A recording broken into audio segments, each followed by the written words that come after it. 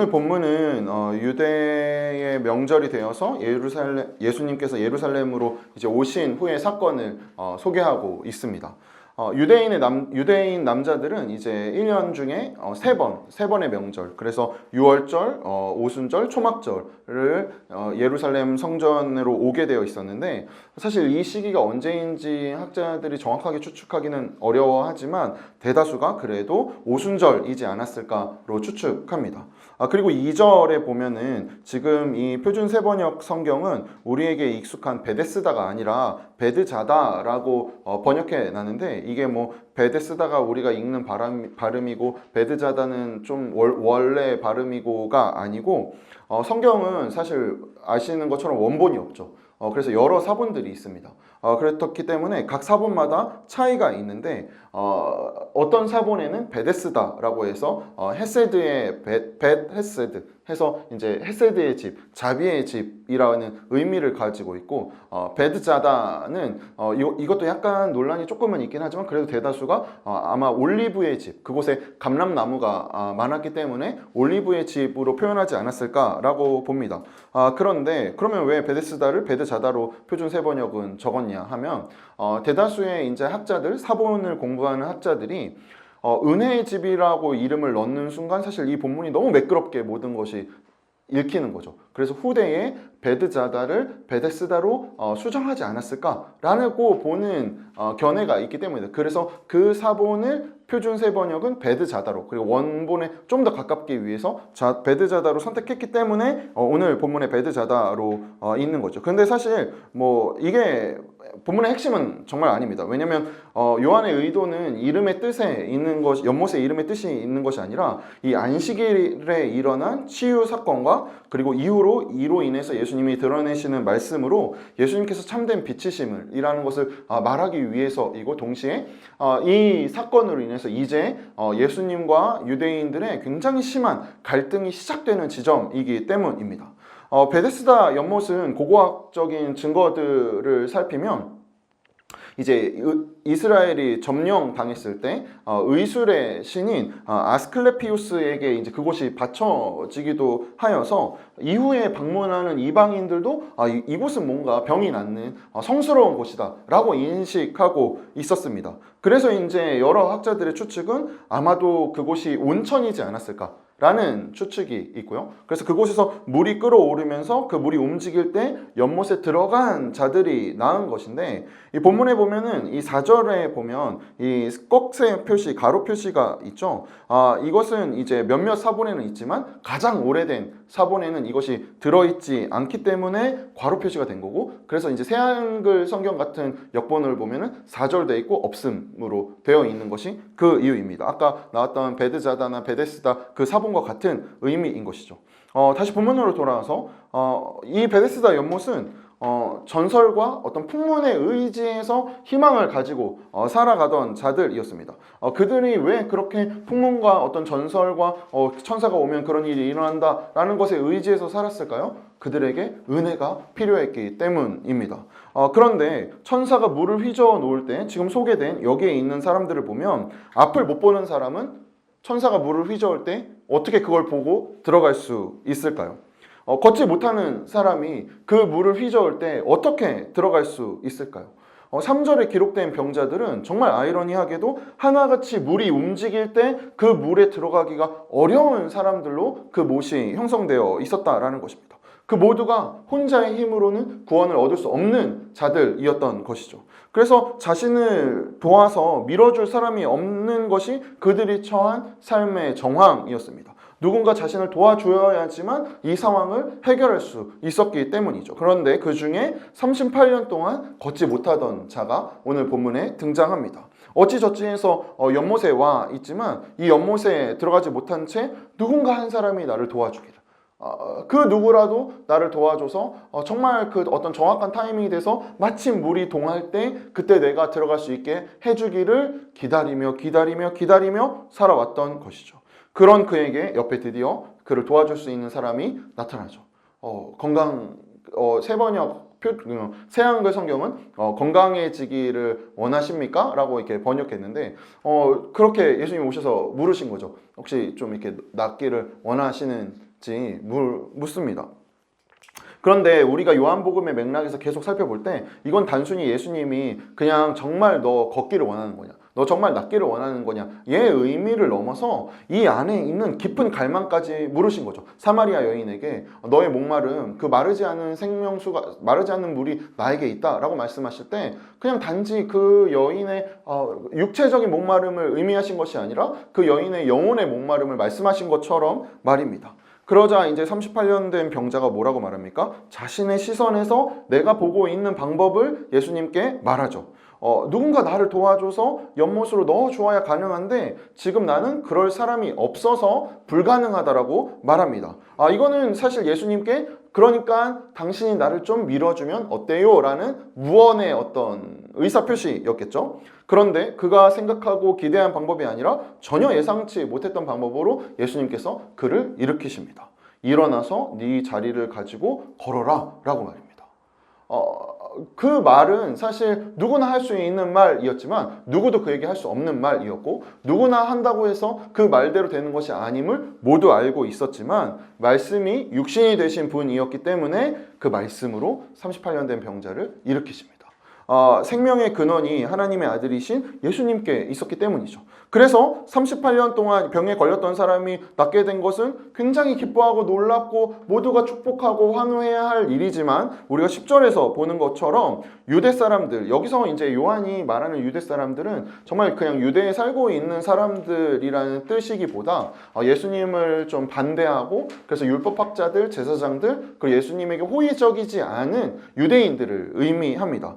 그런데 이 유대 사람들이 이 병이 나은 자가 자기 자리를 들고 걸어가니까 너 안식일에 네 자리를 들고 걸어가는 것 옳지 않다라고 이야기합니다.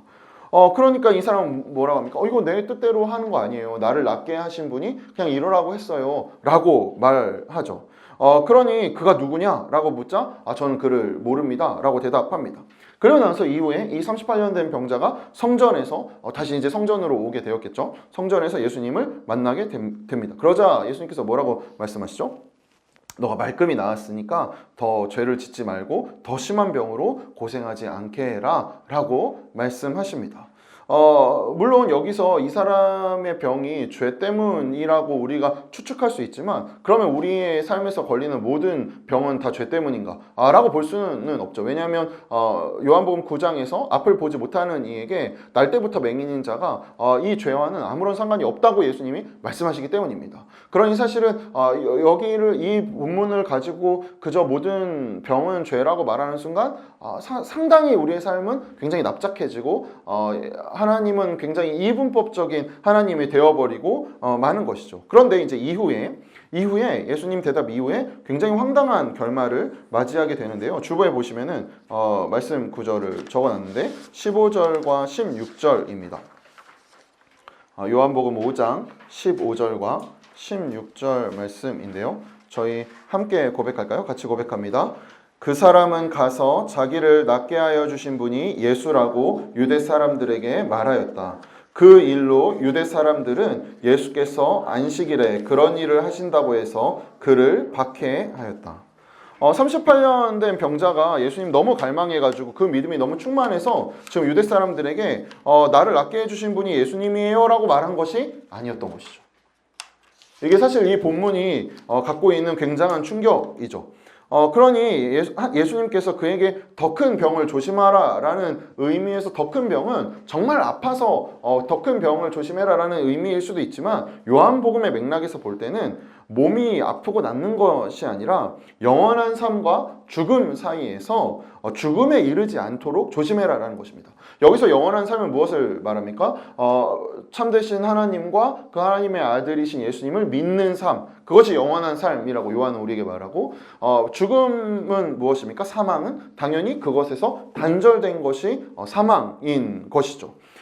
그런데 38년 된 병자와 예수님 사이를 저희가 본문에서 참 살펴보면 어떤 인격적인 관계가 맺어지지 않았음을 보게 됩니다. 우선 첫 번째, 예수님의 이름이 누구신지도 모릅니다.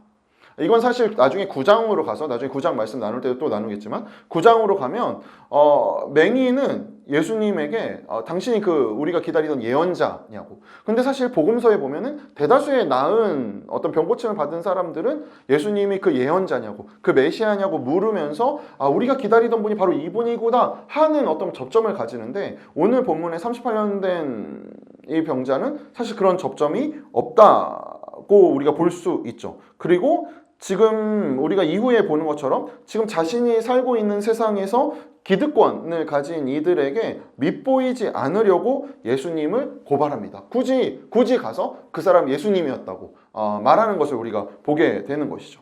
이것을 통해서 우리가 한 가지 보게 되는 약간 불편한 사실은, 기적이 반드시 믿음으로 이어지지는 않는다라는 것입니다. 38년 된 병자의 소원은 정말 이 땅에서 몸이 낫는 것 외에는 없었던 것이죠. 이미 낫기를 원하는 지에 대한 대답을 물가로 밀어주는 이가 없다라는 그 대답에서 우리가 느끼게 되듯, 그냥 사실 나는 이거면 됐다, 이 문제만 해결되면 됐다, 여기서 내가 그냥 나으면 됐다 외에는 없었던 것입니다. 우리가 때로 우리가 지닌 어떤 문제에 골몰하다 보면 문제보다 크신 하나님이라고 고백하면서 사실은 그 문제를 해결하기 위해 나를 연못으로 밀어주신 분으로 예수님을 구하고 있음을 우리가 보게 됩니다. 그때 우리가 그러한 고백과 그러한 함정 가운데 빠지게 될 때 우리는 어떻게 되는 것입니까? 예수님을 이방신과 다를 바 없는 신으로 대우하는 것이죠. 생명의 주인을 욕망의 도구로 우리가 끊임없이 예수님을 사용하는 것입니다. 그러니 우리가 곰곰이 생각해야 하는 것이죠. 어떤 문제에 봉착하게 될 때 그 문제를 해결하는 것이 정말 능사인지, 아니면 그 문제를 통과하여서 하나님이 우리에게 원하시는 무엇이 있는 것인지, 정말 그냥 단순히 병이 나으면 되는 것인지, 아니면 그 병을 나은 이후에 생명의 주인께서 우리의 삶에 어떻게 이끌어 가시는지를 살피고 바라보는 것이 신자의 관점인 것이죠. 복음 중심 공동체라는 성경 공부 교재가 있습니다. 거기 2과에 보면 이제 공동체를 우리가 어떻게 바라볼 것인가에 대해서 나누면서 두 가지 시선으로 나눠요. 기능적 공동체와 형성적 공동체로 나눕니다. 여기서 이제 기능적 공동체를 특징을 뭐라고 말하냐면, 소비주의적인 신앙 형태를 기능적 공동체로 말합니다. 그러니까 나의 필요로 공동체를 바라보는 것이죠. 그러니까 어떤 기능으로, 이 기능이 이 공동체에 있으면 그러면 나는 그 공동체에서 오케이, 이 공동체에서 나의 어떤 필요가 있으면, 그러니까 사실은 주로 우리가 일하는 직장 같은 경우에는 기능적 공동체로 우리가 인식하고 바라보고 대하는 것이 자연스러울 수 있죠. 그런데 형성적 공동체는 이 공동체를 통해서 내가 빚어지는 것입니다. 그렇게 바라본다면 사실은 가정도, 일터도, 교회도, 그 모든 것이 사실은 형성적 공동체이고 형성적 공동체로 우리가 바라보아야 하는 것이죠. 이 관점에서 38년 된 지금 병자의 시선을 가지고 오면, 나에게 베다스다 못이라는 장소는 내 기능 안에서 어떻게 인식하는 것입니까? 하나님의 은혜가 임하는 장소이고, 그 은혜의 조건은 무엇이죠? 내 몸이 고쳐지는 것인 것이죠. 그래서 내 몸이 낫고 안전이 중요한 것이 전부인 삶을 유지하도록 하는 장치인 것입니다. 그러니까 굉장히 기능적이고 소비주의적인 방식으로 은혜를 구하는 태도가 있는 것입니다. 사실 그렇지만 저도 이 말씀을 굉장히 묵상하다가 너무 38년 된 병자를 이렇게 강하게 비판하고 싶지 않은 이유는 그가 38년 동안 소외되고 연약한 자였다라는 사실입니다. 연약하고 소외될수록 사실 뭐에 기대게 되나요? 어떤 기득권 혹은 사회의 집단, 어떤 그런 시스템에 기댈 수밖에 없습니다. 물에 들어가서 한 명만 고쳐진다는 세계에서 그게 도대체 무슨 은혜인가 싶기는 하지만, 사실 은혜가 아니라 모든 경쟁의 논리가 가득한 그곳에서 낫게 되면 끝이 아닌 또 다른 기득권이 지배하는 세계로 오게 되는 이 시스템에서는 사실 내가 나도 끝이 아니고, 여기서 또 잘 보여야 되고, 그렇다고 해서 여기서 외면받고 제거되는 순간 내가 어떤 힘이 있는 것도 아니고 권력이 있는 것도 아니고 당연히 잘 보여야 되는 것이죠. 그러니 이런 시스템 안에서는 어떻게 할 수밖에 없습니까? 당연히 소비적인 태도로 은혜를 구할 수밖에 없고, 생존을 위해서는 체제에 순응할 수밖에 없습니다. 그러나 우리가 바라보아야 하는 진실은 예수님께서 그의 곁에 오셨다라는 사실입니다. 이것이 사실 굉장히 중요한 것이죠. 천지의 창조주가 말씀이 육신이 되셔 되셔서 곁에 오셨다라는 것이죠. 그러니 예수님이 곁에 계시다라는 것은 무엇을 우리에게 보여주는 것입니까? 이 사람의 어떠함, 이 사람의 연약함, 이 사람의 목걸음, 심지어 38년 동안 병을 앓고 있었다라는 사실과 이 사람을 둘러싼 유대의 어떤 체제와 상관없이 그가 가진 뭔가 힘으로 혹은 누군가 밀어주는 방법이 아니라 말씀으로 가능해진다라는 것입니다. 그 모든 것이 말씀으로 가능해진다라는 것이죠. 그럼 안타깝기도 하지만 그의 인식이 어떤 전환된다던가 예수님의 관계가 형성된다던가 그에게 믿음이 생기지 않았다는 것이 안타까운 것이죠. 이거 참 좀 고민해 보게 되는 지점인 것이죠. 이 본문에서 그런데 더 중요한 것은 병이 나은 사람에게 너는 걸어가는 것이 옳지 않다고 말한 유대 사람들이 갖고 있는 시스템, 체제, 인식입니다. 도대체 이들은 왜 이렇게까지 생각하게 됐을까요? 사실 요한복음뿐만 아니라 마태, 마가, 누가, 이제 마태, 마가, 누가는 이제 같은 관점을 가지고 있다고 해가지고 공관복음이라고 하죠. 그 공관복음에서 반복해서 기록한 예수님이 바리새인이나 서기관들과 첨예하게 부딪히는 문제들은 바라보면 이제 안식일에 이 뭔가를 행하는 것, 안식일 율법을 범하는 것이 사실은 굉장히 큰 부딪힘으로 계속해서 나옴을 보게 됩니다. 그래서 유대인들과 이렇게 첨예한 논쟁을 일으키고 핍박을 받고 심지어 자신을 죽이고자 하는 마음까지 불러일으키는데 예수님 사실 그러면 이거 다 모르시지 않잖아요. 그러면 하루 전에 좀 고치셔도 되고 좀 지나고 나서 고치셔도 될 텐데 굳이 안식일에 행하신다는 것이죠. 말씀이 육신이 되신 분께서 안식일에 그것을 행하셨다면 우연일 리 없습니다. 그것을 그냥 우연히 지나가다가 만나가지고 좀 고쳐볼까? 해서 고치실 리가 없죠. 그 안에 예수님이 생각하시고 이 땅 가운데 드러내고자 하시는 굉장히 광대한 의미가 담겨져 있다는 것입니다. 이걸 좀 오늘 깊이 살펴보고자 하는데 그래서 먼저 안식일의 의미를 살펴보면 좋을 것 같습니다. 창세기 2장 1절에서 3절 말씀 저희 한 목소리로 같이 고백합니다. 하나님은 하늘과 땅과 그 가운데 있는 모든 것을 다 이루셨다. 하나님은 하시던 일을 엿새날까지 다 마치시고 이렛날에는 하시던 모든 일에서 손을 떼고 쉬셨다. 이렛날에 하나님이 창조하시던 모든 일에서 손을 떼고 쉬셨으므로 하나님은 그 날을 복되게 하시고 거룩하게 하셨다. 안식일은 창조를 완성하신 하나님께서 복되게 하시고 거룩하게 하신 것을 기념하고 기억하는 날이었습니다. 그런데 이후에 어떤 사건이 일어나죠? 생명이 충만한 이 창조 세계가 타락하는 사건이 발생하게 됩니다. 창세기 3장 5절 말씀 저희 한 목소리로 읽어볼까요? 같이 고백합니다. 하나님은 너희가 그 나무 열매를 먹으면 너희의 눈이 밝아지고 하나님처럼 되어서 선과 악을 알게 된다는 것을 아시고 그렇게 말씀하신 것이다. 지금 사탄이 하와에게 이렇게 거짓말을 하는 거예요. 너 이거 하나님 먹지 말라고 하는 선과 악을 알게 하는 나무 열매를 먹으면 눈이 밝아져. 그런데 거짓말은 사실 뭘 거짓말이라고 합니까? 여러 가지 사실 중에 하나만 달라진 거죠. 아예 다른 건 그냥 다른 말이죠. 눈이 밝아져서 하나님처럼 된다. 선과 악을 알게 된다. 그런데 여기서 정말 눈이 밝아지죠. 나의 부끄러움을 인식하게 됩니다. 그리고 무엇이 잘한 것이고 무엇이 잘못한 것인지를 인식하게 되죠. 그래서 숨게 되죠. 그런데 한 가지가 틀리죠. 하나님처럼 되지는 않습니다. 하지만 그게 가장 원했던 거죠. 하나님처럼 되고 싶다. 그래서 이 사탄의 거짓말에 속아서 아담과 하와는 하나님의 통치에서 사탄의 통치로 떨어지게 됩니다.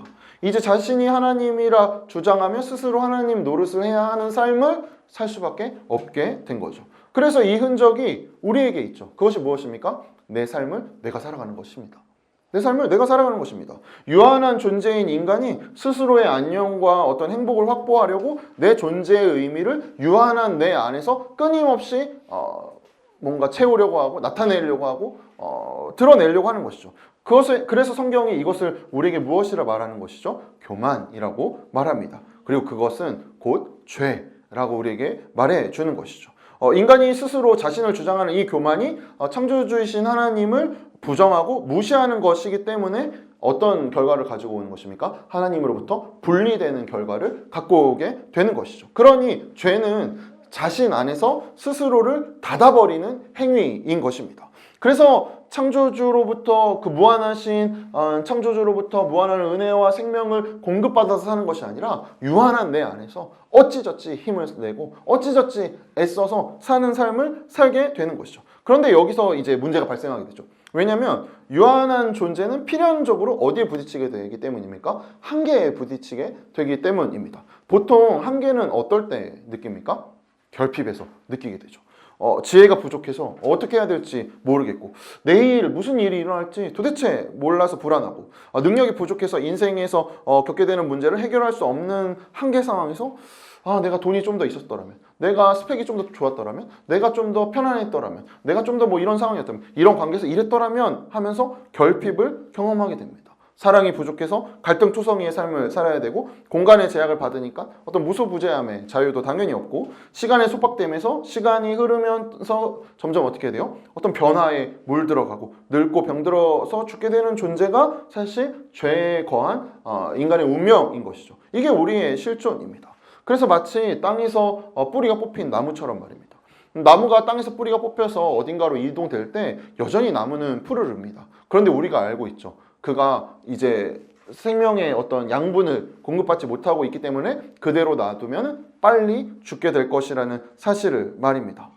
그런데 이를 해결하기 위해서 인간은 어떻게 합니까? 끊임없이 노력을 하죠. 내 지혜와 능력을 동원해서 자연을 이용해서 내 빵을 얻으려고 내 생명을 확대하기 위해서 기술과 문화를 발전시킵니다. 무소부재함을 해결하기 위해서 비행기를 만들어서 이곳저곳을 다니게 되죠. 나의 생명이 더 연장되기 위해서 수많은 의학 기술을 만들어냅니다.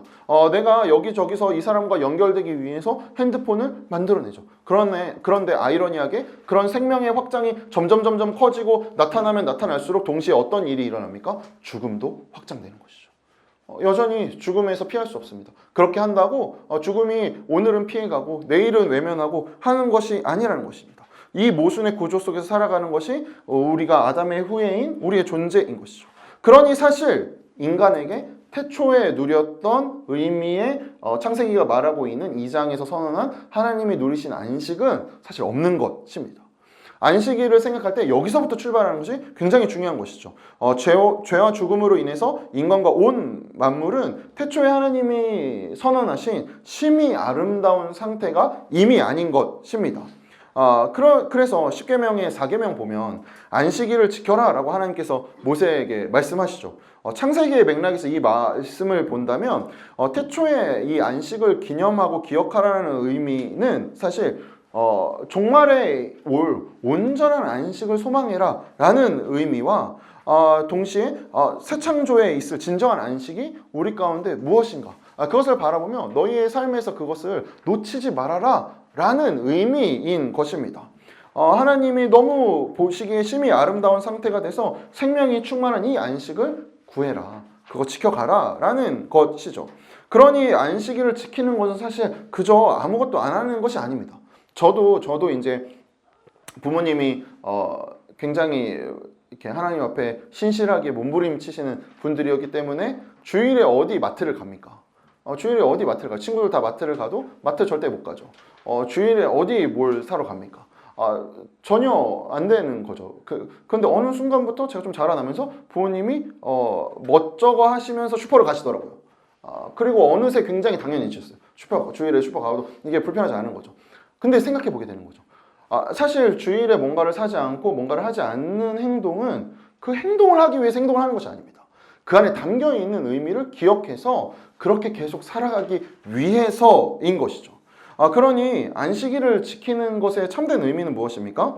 그냥 아무것도 안 하고 그냥 멈춰 있고 하는 것이 아니라 내가 나의 힘으로 나의 것으로 생명을 확보하려는 방식으로 내가 삶을 살고 있을지라도 한 주간 하루는 나의 일로 내 생명을 확보하려는 삶의 방식을 중단하는 것입니다. 사실 이 사회에서 굉장한 저항적인 행동인 것이죠. 나의 안정과 행복과 호흡이 나의 노력과 힘이 아니라 오직 하나님께로부터 나옴을 고백하는 것이 이 안식의 의미인 것입니다. 그래서 하나님과의 올바른 관계 안에서 그 무한함에서 유한함을 채우는 그 삶을 살아내는 것. 그래서 이후로 앞으로 다가올 엿새 동안도 내가 이 정신으로 이 마음으로 이 삶의 태도로 살아내겠다라는 고백을 하는 것입니다. 내가 나의 것으로 사는 것이 아니라 나 철저히 하나님께 의존해서 의존적 존재로 살겠다는 신앙적 결단과 헌신이 담겨져 있는 것이 안식일의 의미인 것이죠. 그런데 이것을 이해하지 못한 율법학자들과 제사장들은 그저 하나님이 쉬셨기 때문에 우리도 쉬어야 한다고 이해했습니다. 그런데 여기서도 오류가 있는 게 하나님은 쉬셨는데 정말 이상한 거예요.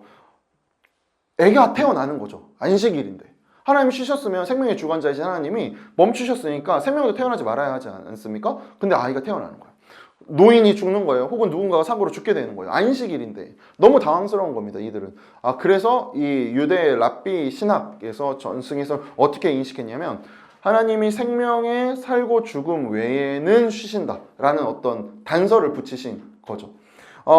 사실 이게 유대 사람들의 보편적 인식이었습니다. 하나님이 쉬셨기에 모든 것이 마땅히 쉬어야 하고 그러니 진정한 안식은 사라지고 안식의 형식만 지켜나가는 것이 이어지게 된 거죠. 그래서 이것을 가지고 오늘 본문으로 다시 돌아오면 38년 된 병자는 무엇을 상징하는 것입니까? 안식이 없는 삶을 그대로 드러내어 보여주는 존재입니다. 그가 겪은 고통과 고난은 참 생명이 이 땅 가운데 사라졌음을 나타내는 증표였던 것이죠. 안타깝게도.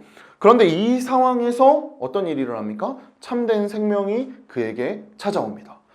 그래서 진정한 안식일을 존재하게 하는 분이며 동시에 안식일의 주인이 나타나게 되시죠. 그래서 안식일에 병자를 고침으로써 예수님께서 마지막 때에 진정한 안식을 가지고 오고 새 창조를 행하신다라는 것을 선언하신 것입니다.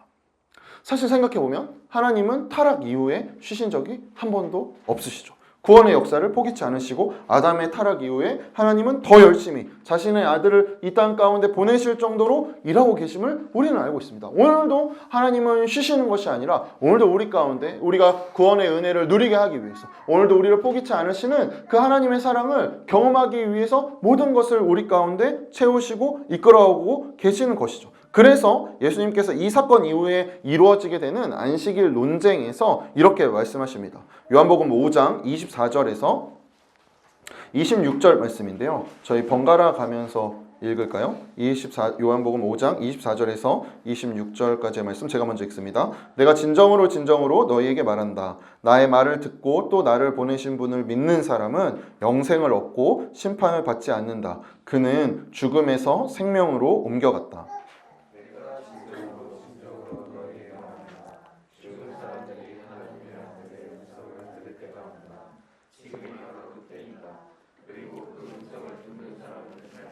함께 고백합니다. 그것은 아버지께서 자기 안에 생명이 있는 것처럼 아들에게도 생명을 주셔서 그 안에 생명이 있게 하여 주셨기 때문이다. 하나님께 생명이 있어서 그 호흡으로 우리가 숨을 내쉬게 되었던 것처럼 아들이신 예수님께도 그 생명을 주셔서 이제 걷지 못하던 이가 그 생명으로 걸을 수 있게 하신 것이었습니다. 그러니 진정한 안식은 무엇입니까? 아무것도 안 하고 멈춰 있는 것이 아니라 이 기쁨이, 이 생명의 기쁨이 흘러가도록 이어가도록 하나님의 운행하심을 드러내는 것이 이 진정한 안식의 의미인 것이죠. 안식이 사라진 세상에 안식의 주인이 오셔서 드러내고 계시는 것임을 우리는 바라보게 됩니다. 사실 우리가 지금 살고 있는 세상도 그렇죠. 진정한 안식이 부재한 세상은 38년 된 병자처럼 물이 움직이는 신화와 전설에 의존합니다. 그리고 때때로 그 신화와 전설이 굉장히 우리의 삶을 영광스럽게 만들어주는 것 같이 느끼게 만들죠. 그래서 그 물에 들어가면 나는 걷게 되고 그거면 충분히 이 땅에서 살 수 있다라고 우리를 끊임없이 유혹합니다. 그래서 내가 있는 체제 안에서 적절한 변화와 나이스한 관계와 여전히 자기중심적으로 살아가는 내 삶이 훼손되지 않는 방식을 지키면서 살아가게 하는 것이죠. 그래서 나를 물에 밀어주는 누군가, 그 정도의 변화만 있어도 난 너무 행운인 거죠. 그래서 설령 그가 나를 고쳤을지라도 내가 그와는 깊은 관계를 맺고 싶지는 않은, 왜냐면 나는 여전히 내 삶을 유지해야 되기 때문이죠. 그래서 예수님으로 인해 그토록 갈망하던 내가 걷게 되는 일을 겪었지만 예수님 때문에 내 삶을 망치고 싶지는 않은 것이죠. 주님, 이 정도 은혜면 적절해요. 여기까지는 너무 저를 치고 들어오시는 거예요. 그렇게 해도 그것이 아무렇지도 않은 삶을 살게 됩니다. 이것이 신앙의 삶은 그렇게 산다고 해도 신앙에 연결이 되는 것이죠. 사실 삶도 그렇게 살면 안 되는데 신앙으로 연결되는 것이죠. 그래서 적절한 만큼, 내가 구축한 세계만큼의 하나님, 예수님을 원하게 되는 것이죠. 왜냐하면 우리는 38년 된 병자와 같이 내가 보이는 연못이 전부이기 때문입니다. 내 기분이 상하고 내가 생각한 틀이 틀어지면은 이거는 이 정도는, 예수님이 이 정도는 하셔도 이거는 너무 선을 넘었다 라고 여기는 것이죠. 그런데 진정한 안식의 주인이신 하나님은 너 그 정도 행복에 충분히 겨워할 존재가 아니라고 우리에게 오늘 본문에서 말씀하고 계시는 것입니다. 예수 그리스도를 이 땅에 보내셔서 진정한 안식의 주인이 누구신지, 세상이 심지어 이로 인해서 예수님을 죽일지라도 하나님은 우리에게 알려주고자 하신 것이죠. 육체의 치유가 전부가 아니다. 네가 아는 틀대로 사는 거 그거 삶이 전부가 아니다. 너 그거 충분히 넘어설 수 있고 너에게는 이 영혼의 치유가 필요하다. 그러니 오늘 우리가 안식의 개념을 지켜간다는 것은 우리의 신앙을 굉장히 급진적으로 고백하는 행위가 되는 것입니다. 그럼 어떻게 안식의 개념을 지켜갈까요? 놓치지 않는 것이죠.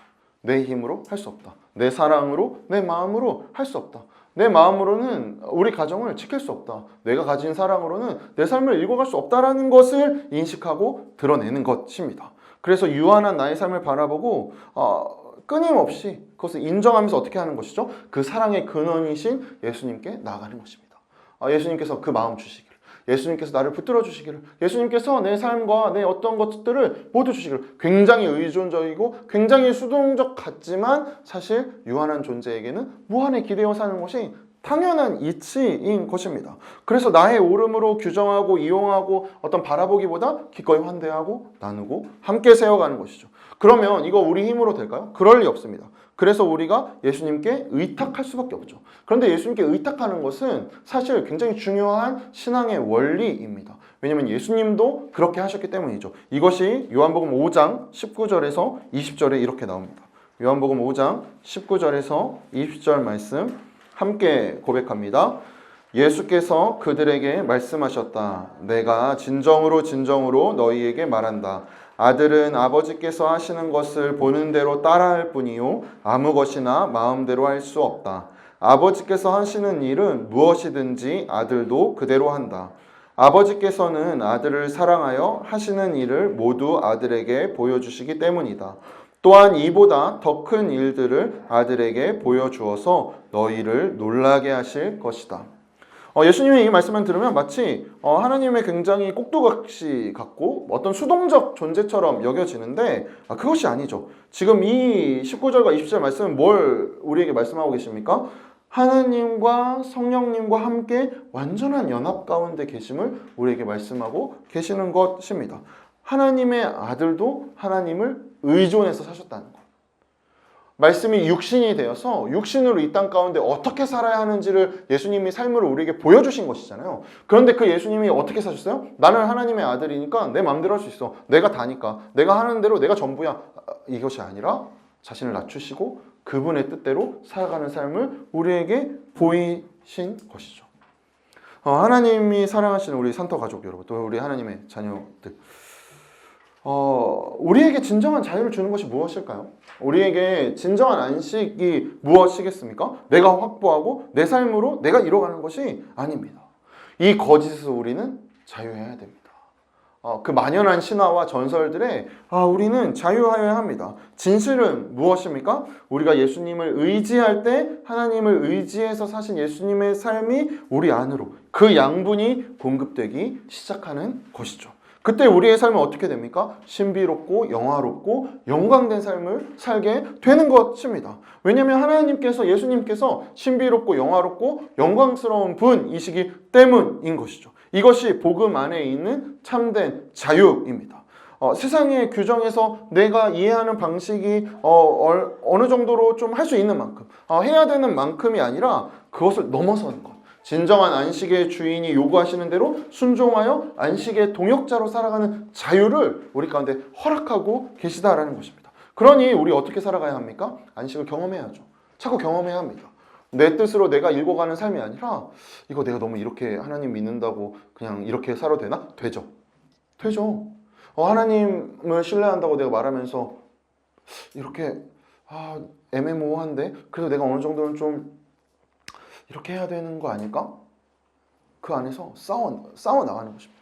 사실 그 싸움 자체가 우리에게 안식으로 이끌어가는 걸음인 것이죠. 나의 유한한 나의 불안과 조급이 아니라 무한하신 하나님께 내 삶을 기꺼이 맡겨드리는 것. 하나님이 하신다. 하나님이 하신다. 그래서 하나님이 우리에게 어떤 부담을 주실 때 그 마음에 기꺼이 나를 내어 맡기는 것. 어떤 고민이 들고 누가 보기에는 이것이 굉장히 합리적인 것 같고 그런데 나는 뭔가 여기서 애매하고 할 때 그래도 하나님 앞에 한 번 더 서는 것.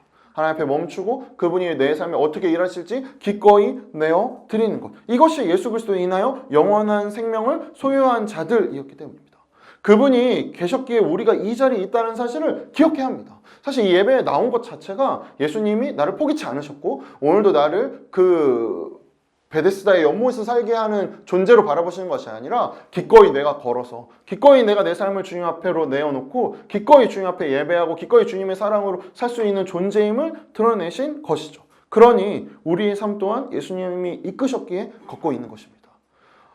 저는 정말 그런 생각과 고민을 요즘 더 많이 하게 되는데 예수님을 믿는데 삶이 고작 이걸까? 내가 신을 믿는데 신이 나와 함께 있는데 그 신이 이 땅을 다 만들었다고 하는데 여전히 저는 너무 불안한 거죠. 이번 주에 이제 저희 지체들 몇몇이랑 같이 막 고민을 하는데 하고 나서 사실 엄청 회개했어요. 여전히 나는 내 불안과 염려가 내 안에 있구나. 우리가 안전하고 보장된 것을 하기 위해서 사는 존재가 아니라 옳은 일을 하기 위해서 사는 존재인데 옳은 삶을 살아내기 위한 존재인데 여전히 그렇게 해서 맞아 어찌저찌 해서 개척까지는 하나님이 이루셨어. 근데 그 다음부터는 인간적인 계산도 해야 되고 이런 필요도 있어야 되고 여기서부터는 하나님의 필요 없는 제 자신을 발견하게 되더라는 것입니다. 이게 얼마나 황망하고 얼마나 하나님 앞에 죄스러운 일인가요? 그런데 그게 너무 익숙한 거죠. 왜요? 여기까지는 오케이. 하나님, 그래도 하나님 진짜 은혜 주셔가지고 우리 이렇게 함께 모였다. 오케이. 근데 그 다음부터는요? 그 다음부터는 같이 고민해야죠. 어떻게 해야 살 수 있을까? 어떻게 해야 할까? 논리적으로 따다다다닥 세상의 방식을 대입하기 시작합니다. 어느새 나도 모르는 사이에 하나님이 이끌어가는 삶이 아니라 나는 걸어가는데 거기에 가끔씩 하나님이 나를 밀어 넣어 주셔서 그 모세의 힘으로 사는 삶을 추구하게 되더라는 것입니다. 결국 이 사실에서 우리는 자유로울 수 없습니다. 그래서 어떻게 합니까? 의존해야 합니다. 주님 은혜 주셔야 한다고. 주님이 나를 붙드셔야 한다고. 주님이 우리의 주인이시라고 주님 앞에 의존하는 것이죠. 그때 우리에게 어떠한 일이 일어나나요? 참된 안식이 일어납니다. 우리의 삶에 기대치 않았던 곳에서 너무 일상을 휘몰아치고 이해되지 않고 도대체 내 삶에 어떻게 이런 일이 일어나는가 싶은 그 자리에 그 폭풍 속에서 잠잠히 주님을 바라볼 수 있는 진정한 안식이 신체 가운데 허락되는 것입니다. 어떤 시간이어서 공간이어서 내가 뭔가를 해서 내가 이 정도 확보되어서가 아니라 우리의 존재가 하나님께 연결되어 있기 때문에 누리는 안식을. 그러니 이 은혜로 오늘을 사시고 한 주간을 사셔야 합니다. 우리가 마주하는 가족들 가운데 우리는 기꺼이 안식의 존재가 되어야 합니다. 그들이 허무맹랑한 어떤 말로 우리를 뭔가 하고 사실 나도 내 입술로 뭔가 선을 넘는 듯한 할지라도 우리 기억하는 것이죠. 맞아, 예수님이 계신다. 이 자리에 예수님이 계신다. 우리 가정의 대화 가운데 예수님이 계신다. 우리 친척들과의 만남 가운데 예수님이 계신다. 그때 어떤 일이 일어납니까? 안식을 경험하고 안식을 드러내는 존재로 살게 되는 것입니다. 신자는 이런 존재인 것입니다. 그저 세상이 계산하는 만큼, 세상이 바라보는 만큼, 그런데 조금 뭔가 더 나은, 그럴 수 없습니다. 고작 그거일 수 없습니다. 고작 예수 그리스도의 피값이 그거일 수가 없는 것입니다. 우리가 그러니 이 은혜로 사는 자들이며 이 안식이 우리 가운데 있음을 기대하고 소망하며 이 시간 함께 기도하며 나가기를 원합니다. 주님, 우리 유한한 존재입니다. 우리 여전히 볼 수 있는 것만 볼 수 있고 들을 수 있는 것만 들을 수 있고 여전히 우리 마음 가운데 있는 것을 전부라 여기는 존재입니다. 그래서 주님, 우리 이것으로 살지 않고 주님으로 살겠습니다. 무한하신 주님으로 우리 살아나겠습니다. 우리의 가정 가운데, 우리의 일터 가운데, 나의 삶의 모든 관계 가운데 무한하신 주님으로 살아내겠다라고 우리 이 시간 주님 앞에 기도하며 나가겠습니다. 같이 기도합니다. 사랑의 주님, 그렇습니다. 아버지